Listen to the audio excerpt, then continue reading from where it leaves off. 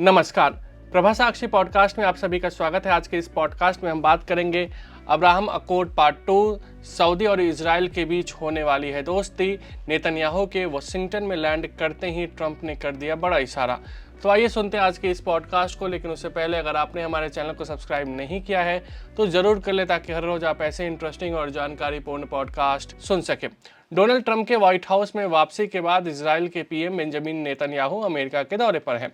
Trump के सत्ता में आने से पहले हमास और इजराइल के बीच युद्ध विराम समझौता हुआ और कई बंदियों की रिहाई भी हुई। इसमें अब उम्मीद बढ़ने लगी है कि खाड़ी देशों में शांति आएगी। इस बीच नेतन्याहू ने अमेरिका पहुंचने से पहले बड़ा बयान दिया। नेतन्याहू ने कहा कि ट्रंप के साथ सऊदी अरब के साथ रिश्ते सामान्य बनाने को लेकर बहुत अहम बैठक होने जा रही है।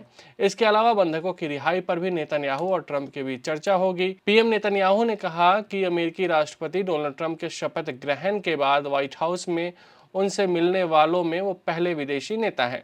पीएम नेतन्याहू का वाशिंगटन ब्लेयर हाउस में भव्य स्वागत भी किया गया। नेतन्याहू ने कहा कि वो राष्ट्रपति ट्रंप के साथ हमास के साथ जारी युद्ध और सभी बंधकों की रिहाई के अलावा ईरान के आतंकी एक्सिस पर भी चर्चा करेंगे। इजरायली पीएम ने कहा कि इस मुलाकात में ट्रंप के साथ सऊदी अरब के साथ रिश्ते सामान्य करने को लेकर बातचीत करेंगे। उन्होंने कहा कि मैं शांति के दायरे को बढ़ाने की बात करूंगा। ताकत के बल पर शांति हासिल करने के प्रयास किए जाएंगे।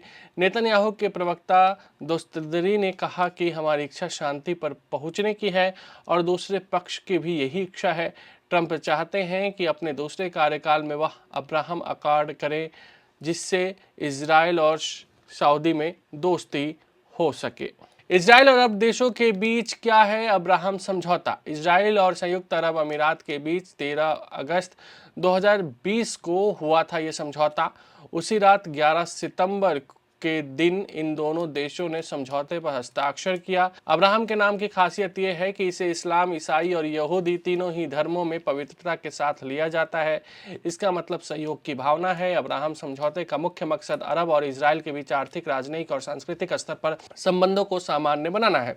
सितंबर 2020 में हस्ताक्षरित ऐतिहासिक अब्राहम समझौते ने इजराइल और यूएई और बहरीन के साथ राजनयिक संबंधों की स्थापना की, जिससे 41 साल का गतिरोध टूट गया। हालांकि सऊदी अरब अब्राहम समझौते का समर्थक था, लेकिन उसने पालन इसका नहीं किया है। आज के लिए इतना ही। अगले पॉडकास्ट में किसी और मुद्दे पर देंगे विस्तृत जानकारी। जुड़े रहिए प्रभा साक्षी के साथ।